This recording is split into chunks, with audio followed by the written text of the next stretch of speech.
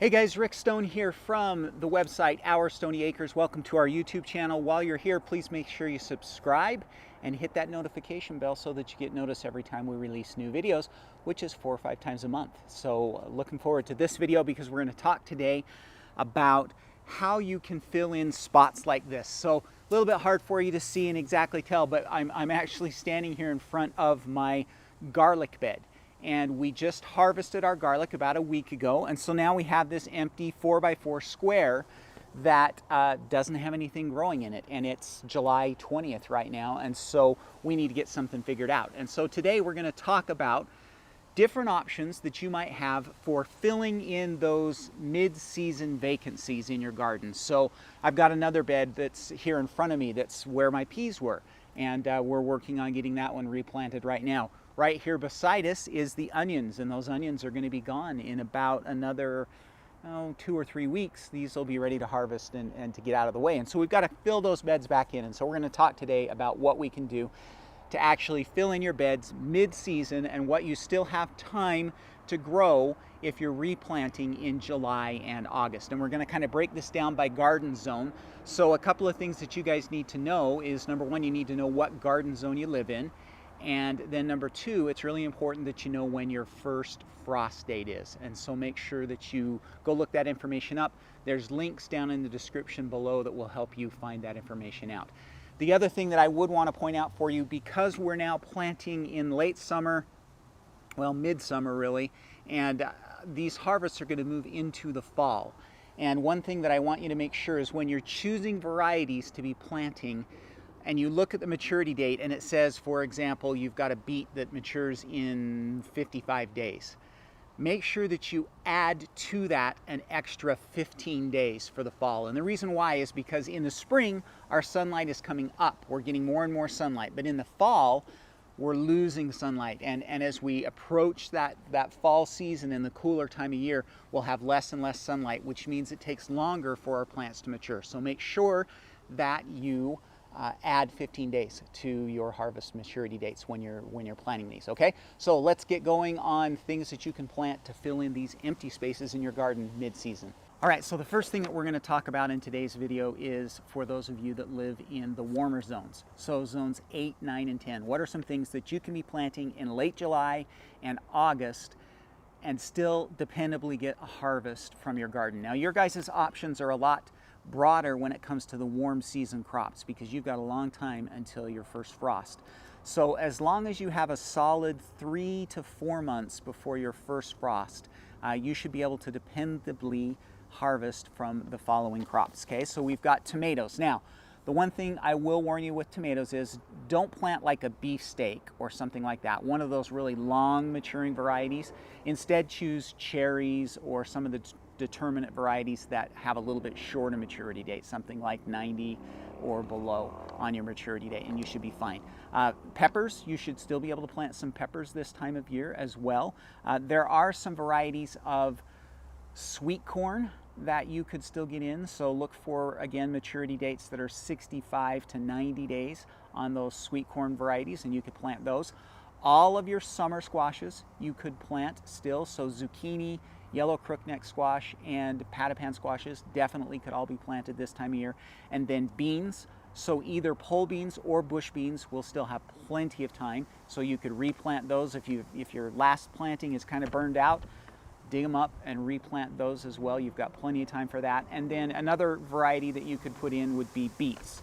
So beets do pretty well in the heat. They prefer the cool, but they'll get established in the heat and you should be able to get some beets going as well. So those are things that you can be planting in zones 8, 9, and 10 in late July and August. Next, we're going to be talking to those of you that live in the more moderate zones. So these would be people that live in zones 5, 6, and 7, and what you can be planting in late July and August. So there's a lot for you guys to be putting in, and we're going to divide it into 2 sections. Number one, we're going to talk about the things that you should be putting in using transplants, and then we'll talk about the things that you can be planting using seeds. So first off, transplants. The transplants that you guys are going to be putting out in late July and August are things in the broccoli and cabbage family. So these are some broccoli starts that I've got that are about 2 weeks away from going out to the garden, so looking really good, and I'm excited about that.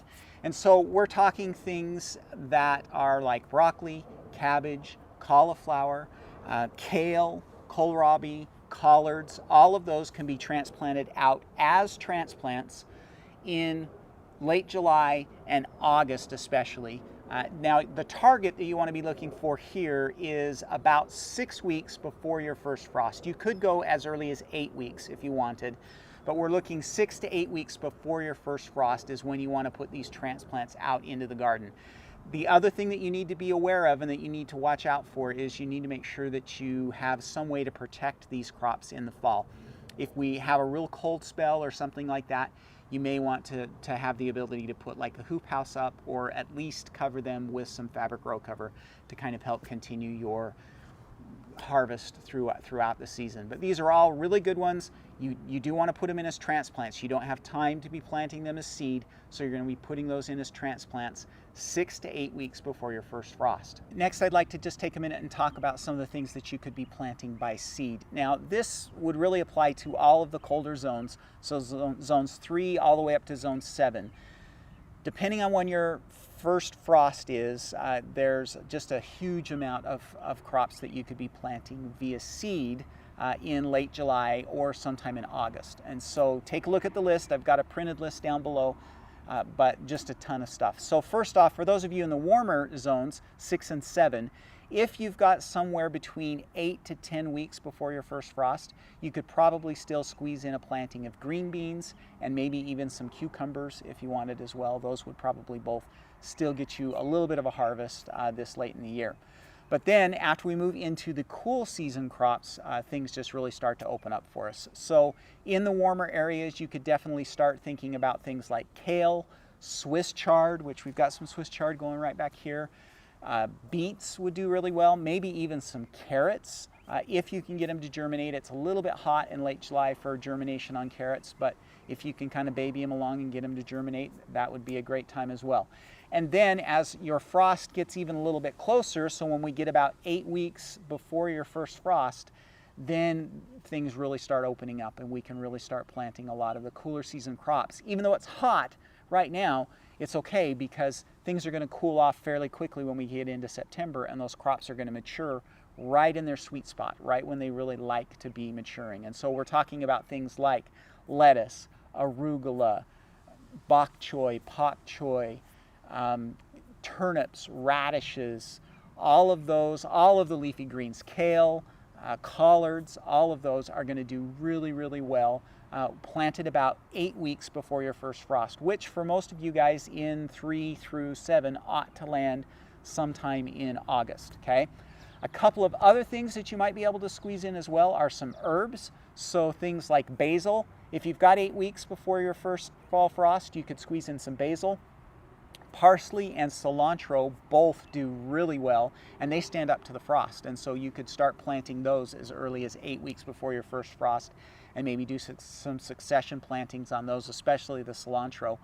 The cooler it gets, the more cilantro will like it. So that's the list of the crops that you can be planting in July and August still to fill in those spots in your garden. All right, guys, so I hope that this video was helpful to you.